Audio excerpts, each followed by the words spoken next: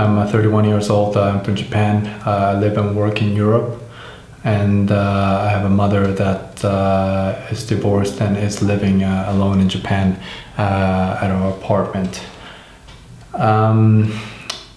This is nothing entertaining, so if you're looking for something that's really fun to watch, then please by all means change the channel, because this is more of me asking for your help, or at least for your advice on what we can do to improve our own situation. So basically, just to explain you the background, my parents and me, and I have a small brother, we bought an apartment on a newly built mansion in 2010, so 7 years ago in Japan, and since then we've always lived there. And me and my brother went to university abroad in Europe, and we stayed here for work. So my parents lived there after we left home, and they got divorced, and my mom currently lives in the apartment alone. And basically, a couple of years ago, so when I say a couple of years ago, around 5 years ago, my mom started to feel that there was somebody following her at night when she came back from the city to the apartment. And a few times she thought, okay, it was some weird guy, that you have in any other city on this earth that would follow, a woman walking alone just for the sake of it.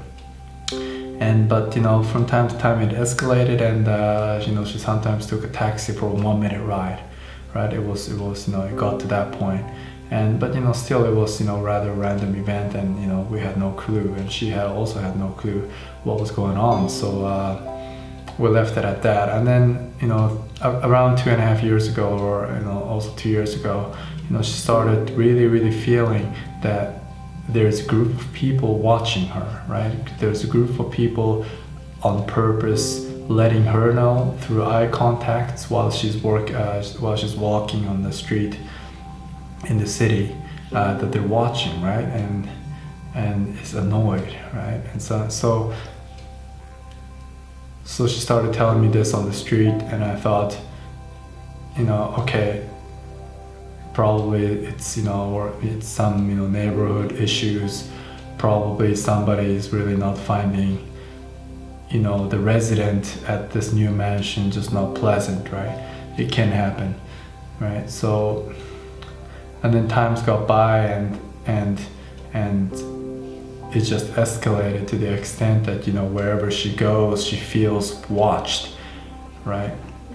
She feels watched, and she knows this because look, when you sit on a train, or when you walk on the street, no matter which country you're in, you will know if somebody's watching you, right? And you will know if somebody wants you to know that he or she is being watched, right? And so this has escalated to the extent that wherever she goes on a local train that she takes, to the neighboring cities, that they will follow.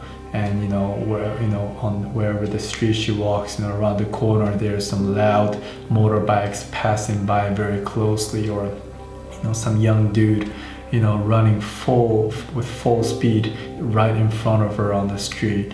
And anybody who's been to Japan before will know that however crowded and however busy the city is, this is not a nation where you just bump into people, right? This is not a nation where you just pass people by in 1 centimeter distance, just like that. There is it's not normal, right?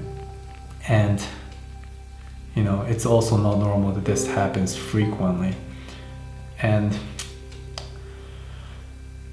recently she also traveled to visit her friends who live now in Taiwan. And the most shocking thing that I heard is that within the city of Taiwan, after her landing, they knew exactly where she was. and there are different set of people, also local people in Taiwan, who's doing the same sort of like a mental harassment in a sense of stalking in a group. So this is not just one person that I'm talking about. This is a large variety of people, right, from young, so literally like university student young, to old, meaning to retirees, men and women, you know, who look, you know, like yeah, just like a normal university student, to people who look like they've been jobless for the couple of the last 5 years or so. So, and you know, when the thing is, you know, I don't want you to think that I'm just passing on what I heard over telephone, because I went back home last year to verify it myself. I needed to see it for myself, what's going on. And surely enough, I mean, once they landed and went home, they registered, you know, that I lived there, or I belonged to somebody that lived there. And you know, from the next day onwards, whenever I got outside of the city, you know, there are some guys, you know, just driving past with their motorbikes very slowly, making sure that our eyes meet. And you know, for me, I'm a man, I'm 31 years old, totally fit, and I cannot care less about somebody staring at me for a long time on the street, because you know, what is that gonna make me, right? But I do see that, you know, when you get on the train, you know, somebody will bump into my shoulder like this, you know, so shoulder to shoulder on the narrow corridor between the train cars. And, you know, I'm sorry, but regardless of where you are, you just don't bump into people, right? I mean, at least on the train, you look at where you're going, right? And it's not like that guy had a telephone in his hand talking and busy talking, you know, on the phone and too busy to look forward or something. You know, he was completely empty-handed, right? Some, you know, I don't know, 40-year-old guy, you know, male, and I've never experienced that in all my years growing up in Japan, first of all. And you know, when I went to a famous, you know, department store in Japan, under, you know, at the basement floor where they sell groceries, you know, at the aisle where nobody was in, right? Nobody was at the aisle where I was standing at. You know, some random guy walks towards me and stands right in front of my face like this,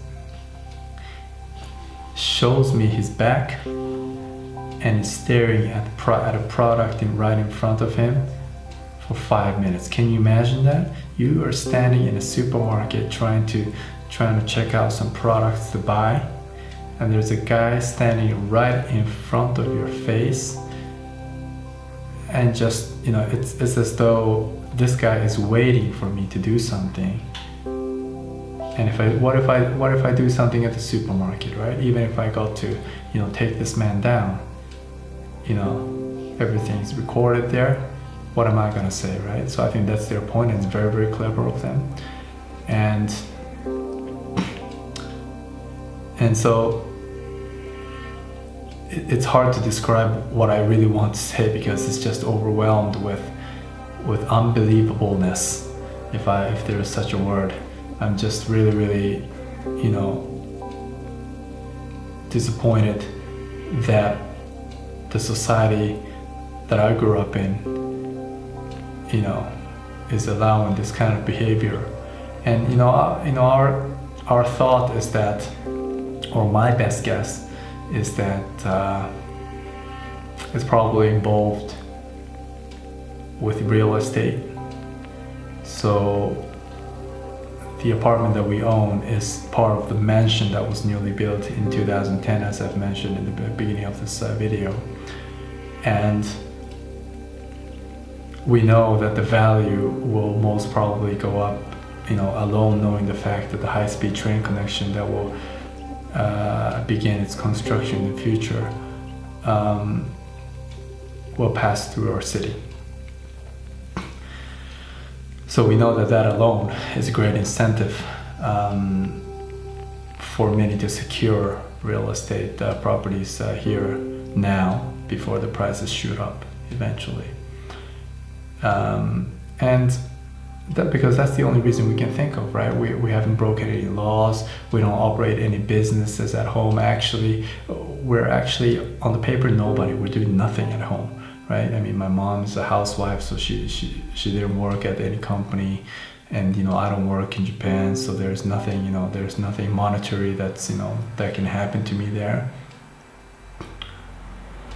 And the thing is, we've talked about it. We've asked the local police force for their support, during their consultation hours, and they don't have ears to listen, right? I mean, all the things that I've talked about, for them, partly rightfully so, they would say, dude, that's normal life, how can you prove that somebody bumped into you on purpose or not, right? Whereas if you're a person, you will know if somebody bumped into you on purpose or not. You will know that. But if somebody asks you how can you prove it, then it's another story, right?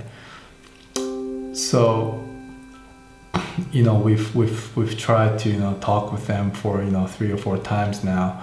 My name is also registered on the hotline there, because I've given them every full detail, and the only thing they can do is, hey, just listen. And if there was no substantial proof, then forget it, right?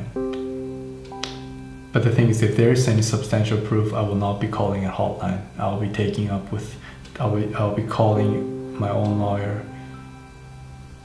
And if I know who I am against, then it's clear for me. I don't need police to handle that for me. And it's just very, very disappointing and frustrating to know that we're letting this in the society. I'm very disappointed in my home country of Japan, that despite everything that we've achieved as a country, on a society level, it's got long ways to go. But the point of this video, and I think by the time you've watched this video until now, I think you're somebody that is willing to at least invest his or her time in hearing out somebody else's pain. And I'm very determined to find a way to make this right. I'm very determined to not just say, hey, you know what, this is the way life goes, and just move on, find a new place to live. Right? Because when you work hard, and when I say you, I mean, I'm not talking about me, I'm talking about my mother. When somebody works hard for their lifetime, devoted her time to raising me up, on and off, the education, and to know that this is what's waiting for her as a reward, right? Now that she has free time to enjoy life, this is happening, right? And I just finished reading a book from Richard Branson called Losing My Virginity, and there's a part of it, the second half of that book, that really, really resonated with me, because Sir Richard Branson also experienced a similar thing. When he was building up his airline, Virgin Atlantic, when they went live, British Airways literally tried to sabotage the operation, to misguide or to mislead the customers of Virgin Atlantic with false information, so that they would cancel and choose British Airways, or they would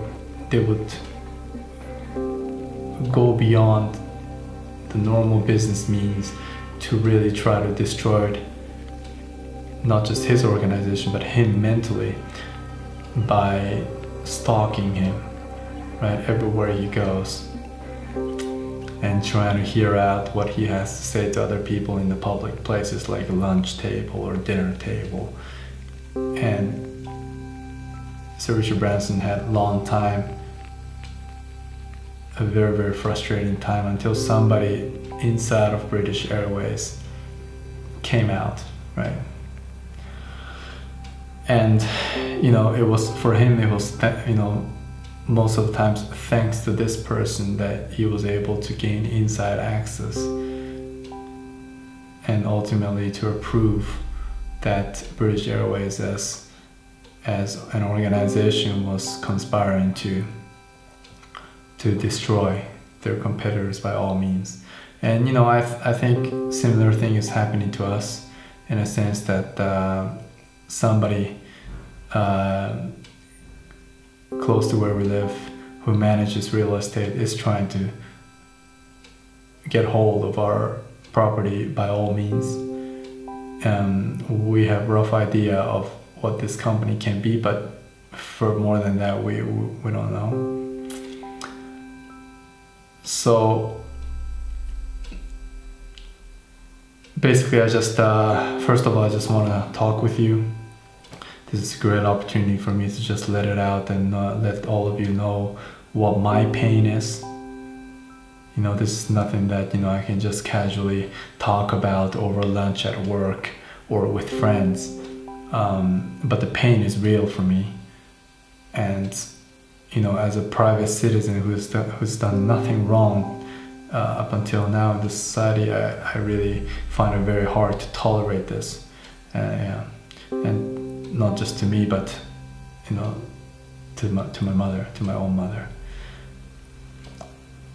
So I ask for anybody's opinion. If you are, or if you know somebody in the law enforcement and have experience dealing with similar situation, regardless of the nationality, regardless of culture, regardless of geological location, I would really appreciate your 2 cents on this. And if you have more concrete means that you can give me as an advice, I would love to hear it. I really appreciate your time until now. It means a lot to me that some of you took actually your time to hear me out.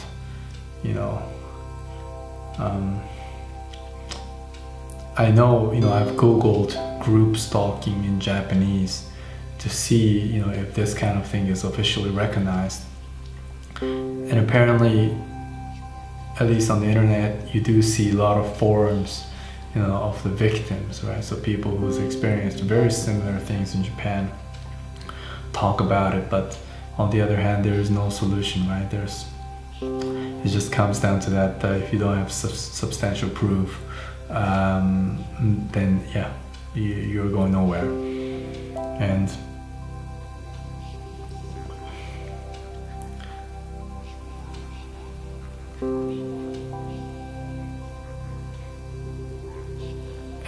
But the fact that there are a lot of victims sharing their experiences on the internet shows that this form of crime is nothing new. The people who are organizing this are very experienced. I'm very sure that there is a shift system so that different kind of people ends up stalking one person, and that one person who is being stalked will have no face to grab onto, because every day you see different people doing different things but stalking you, right? And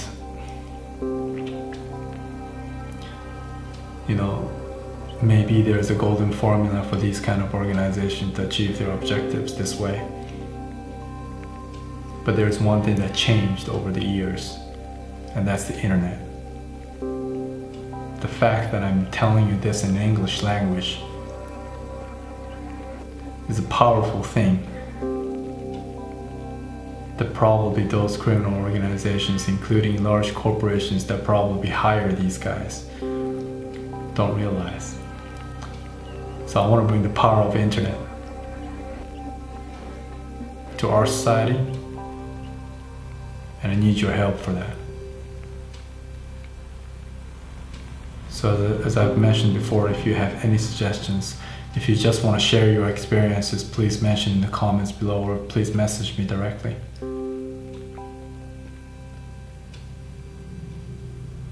I really need your help. And more than that, I'm determined to fight this through. And I hope some of you can